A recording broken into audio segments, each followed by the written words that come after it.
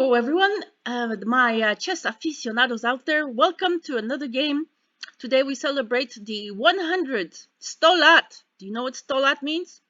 If you have any Polish background, STO LAT. STO means 100. LAT means years in the Polish language. So STO LAT, and actually there's a song. It's like a very famous happy birthday song. Usually it's with vodka for the adults. And the kids, I think, still get a cake. But you still sing 100 lat, niech żyje, żyje nam, and so on. So that's a very famous song for the birthdays. And so we wish Yuri Averbach 100 lat. He's the oldest GM today, at 100 years old, February 8th, 2022. He actually survived COVID.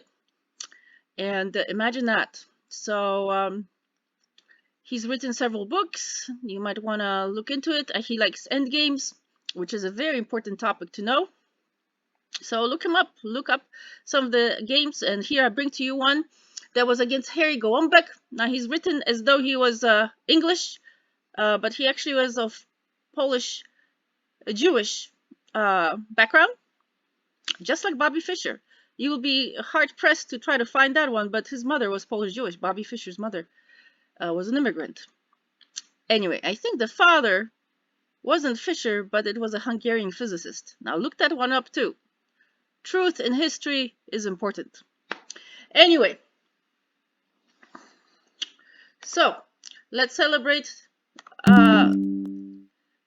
this GM's, that's Grandmaster's life of 100 years with one of his games, and it was against Harry Gołąbek. Okay, it's a nimzo-indian Rubinstein. Now Rubinstein, guess what? He was also Polish-Jewish. And the wars affected a lot of people there. It was very sad, extremely sad. So we need to revive and celebrate those people who are trying, some other forces are trying to sweep under the rug. But with this forum and your support, hit like and subscribe. We shall not forget. All right, here we go. We go with d4, knight f6, c4, e6. Kind of, slowly developing here. Knight to c3, bishop to b4. We got an attack here. How do we respond? a3, we attack back. Bishop goes ahead and takes the knight. Then the pawn takes the bishop, yes. Then we go with c5, another attack. Okay, no breathing room here. It's so refreshing to not know that these people had access to computers. It's just like a regular human mind game. And now we go to e3. Castling. Prudent, right? To castle before the 10th move, they say. Bishop to d3. Supporting that pawn and also opening its ability to go here, because right now this pawn is stuck, but I guess it's important to protect. Next, what do we do? d5. Ooh, we've got something in the middle here. Again, I've got to make some NFTs on this of these famous people games. Then we take and take. You got to know which one to take. Gotta know when to hold him, when to fold him, and you gotta know when to run and walk away. All that, that song, some of you. Okay, what's next? Okay, we are doing some pawn movements here right now. It's more of a pawn game. There was some exchange of pieces here, but it seems more of a pawn game at this point. Okay, now we castle, also for white, by the 10th move, just in time. Within the norms of the unwritten or written rules, depending which coach you talk to. Bishop to a6. Oh my goodness gracious, what are we going to do? Are we going to take? Are we going to protect? Are we going to run? What are we going to do with this bishop? Let's see how white responds. f3, he kind of ignores this threat. Okay. And as you know, this white bishop is still protecting by the queen. So, very interesting move here. f3. So I'm probably protecting d square so that this knight does not go to here. Kind of preemptive strike, preemptive move. Sort of ignoring this because it's still protected. And then taking this time. See, the time here is to, for this, especially here on this one, to not go there. So bishop takes and queen takes. That could have been predicted, correct? Rook to e8.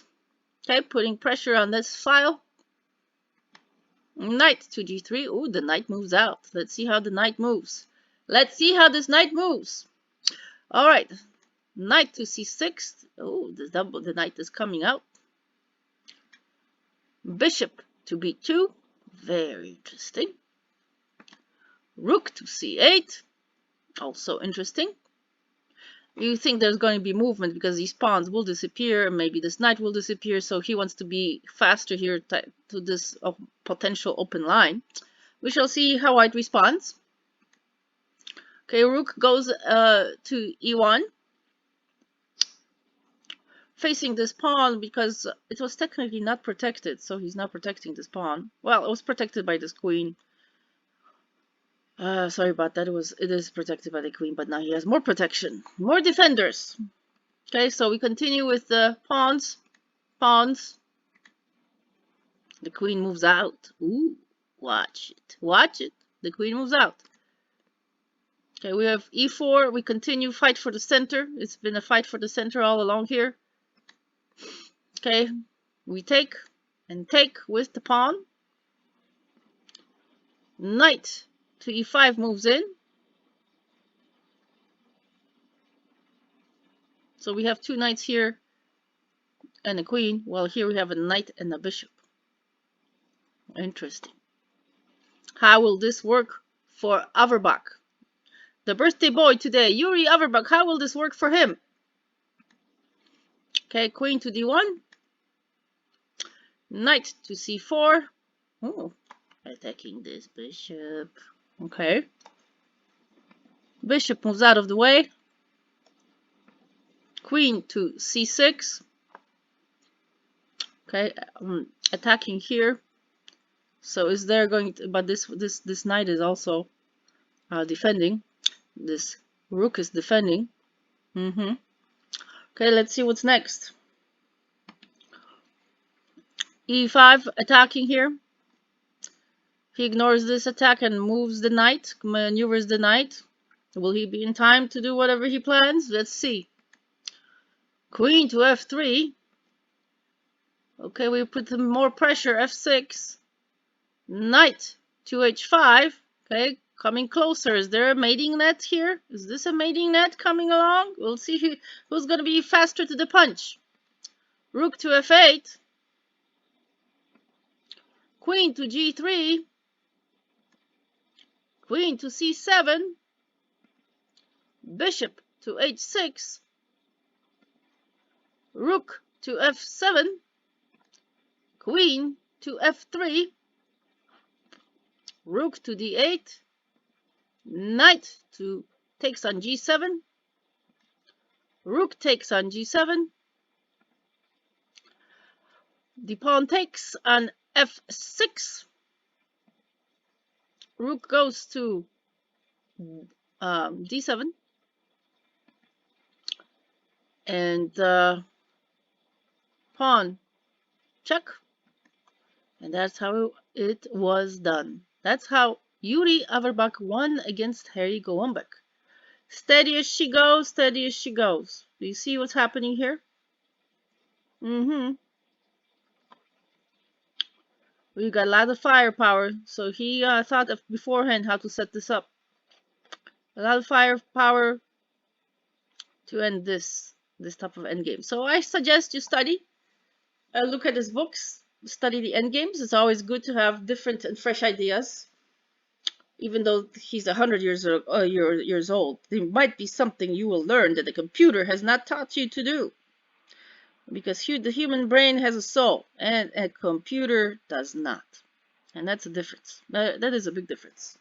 All right, thank you so much for watching. Hit like and subscribe for more of these fantastic games and content. How would you feel at 100 years old? What would your life be like? How will the world change? So think about that. What is Yuri thinking today? He has actually made it to STO LAT. He's done it. Congratulations, Yuri Averbach, GM, and to all the fantastic things he has done for chess. Au revoir.